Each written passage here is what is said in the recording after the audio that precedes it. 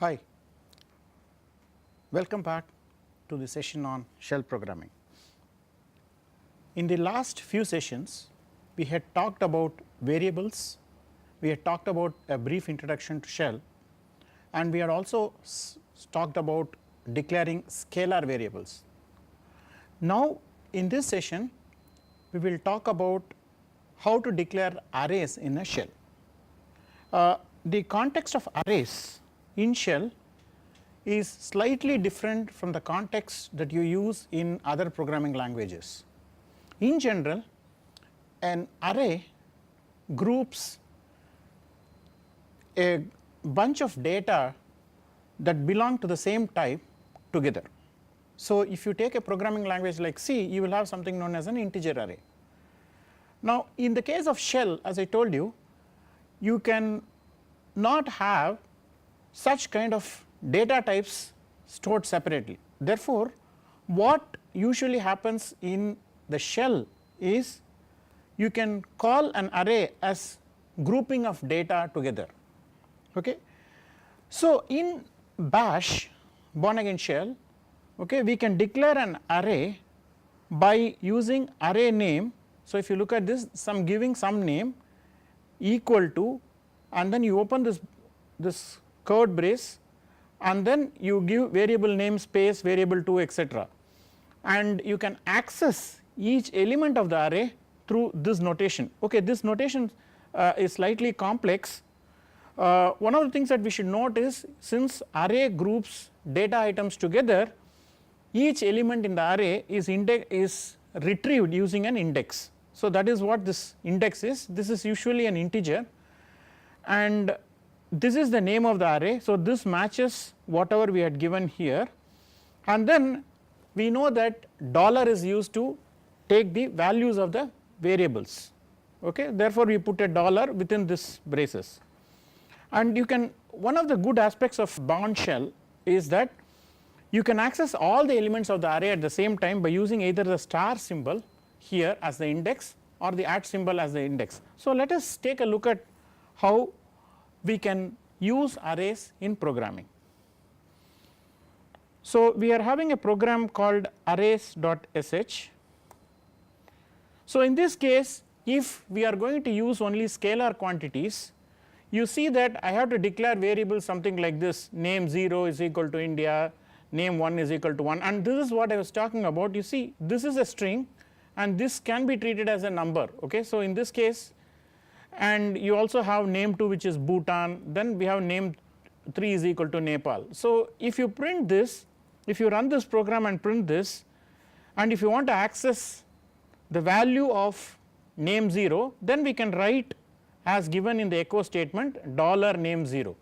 Okay. Remember, this 0 is not the index, it is just a naming convention. This is a variable name. So, in this case, for example, this line should print India and Bhutan. So, let us try to execute this program and see whether it prints India and Bhutan, and as you see in this line, so it prints India and Bhutan. This is the line, and we can also demonstrate using sh-x command. So, if you look at this, it first prints India and Bhutan.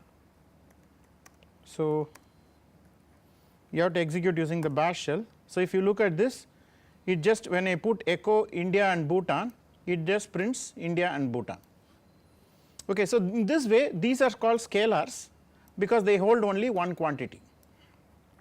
Now, coming back to the rest of the code, we see that at line number 9 we are trying to initialize the array. The array name, as we had seen in this slide, this is the array name. So, if you see this, and it is equal to, and then we have the variables, values of the variables. So, here it is the array name equal to, and then you can see the values of variables, okay, for India, 1, Bhutan and Nepal. I mean, whatever I had done here, I have grouped them together. That is the only difference between the variables being assigned the values here and the variables being assigned the values here. However, the way we access the values is different from the way. So, here if you look at this, we just access those variable values using echo $name 0 and then name 2 etc., but in this case we use something known as an index.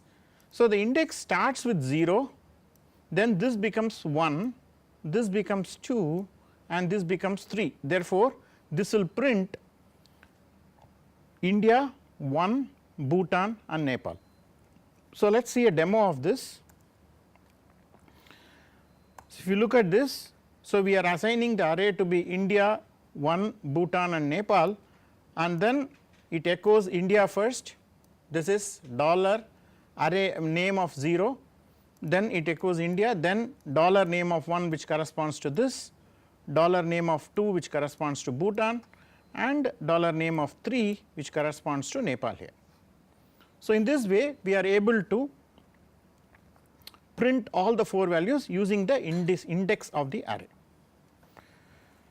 Let us now look into this example once more and then see the usage of the other 2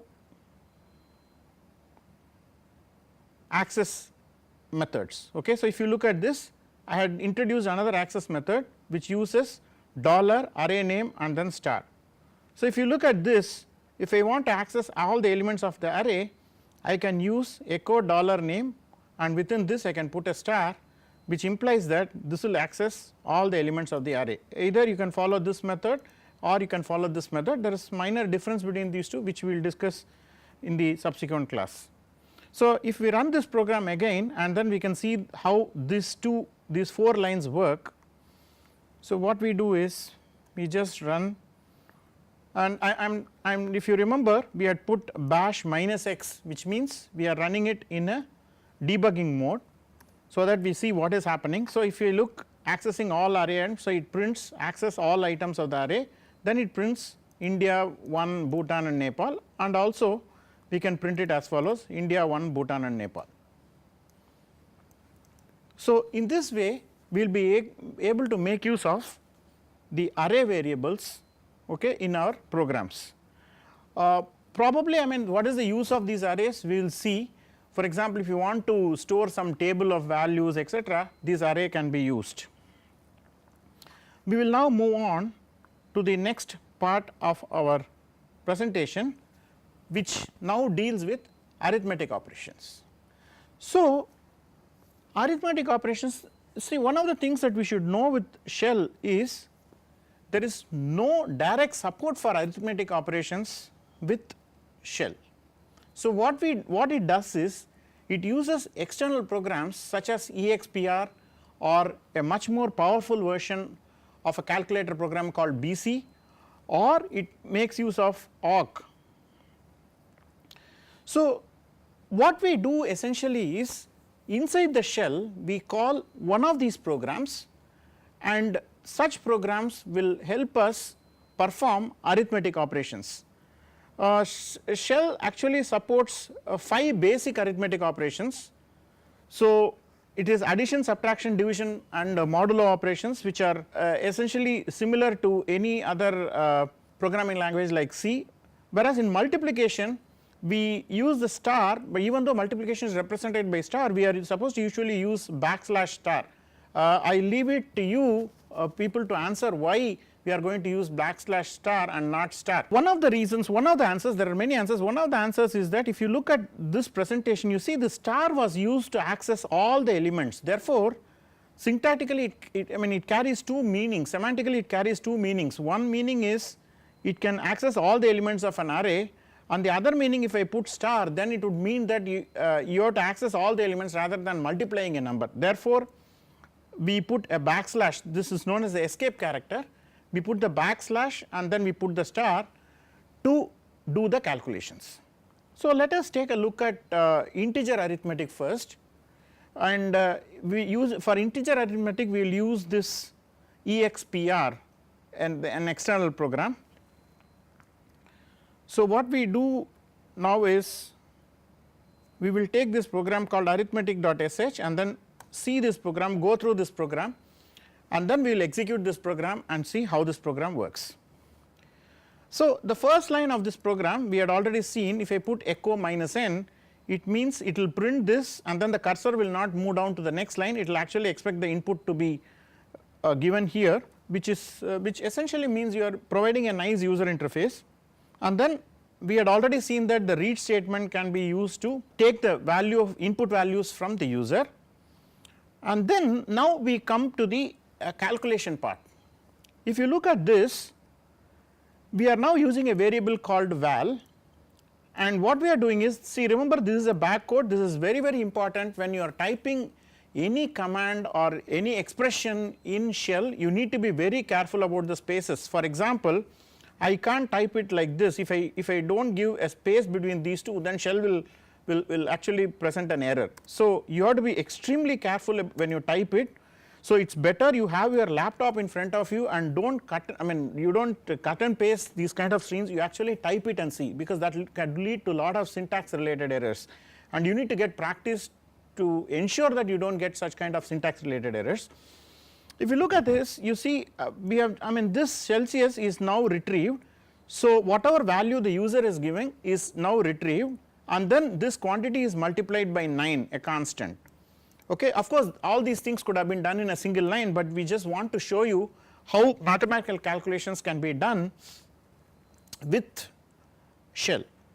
So if I look at this, I have a backquote here and line number 5, then I have another backquote here, okay, and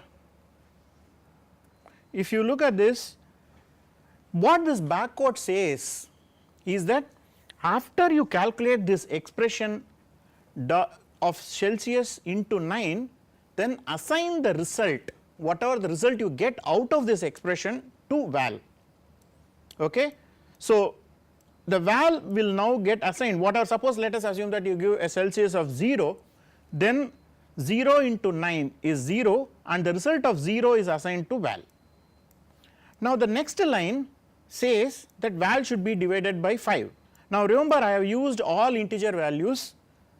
Well, you might have a question on what I should do if I have a floating point value. We will answer that question, but initially we will see the integer arithmetic, and expression does not help you do this floating point arithmetic. So let us go back and see. So if you look at this, if I put a value of 0 and then divided by 5, it will again give a value of 0, and since we have put a backquote here, if you look at this, we have put a backquote, therefore the value of 0 again is transferred to val, and again in the next line I am using that val of 0 plus adding 32 to it and then reassigning it to val, and finally in line number 8 I am printing what is the value of Celsius in Fahrenheit. Okay.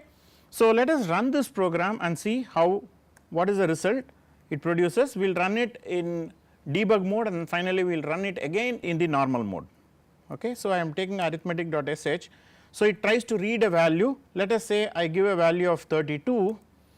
Now if you look at this, the whatever value 32 I gave is multiplied by 9 and the result of 288 is assigned to val.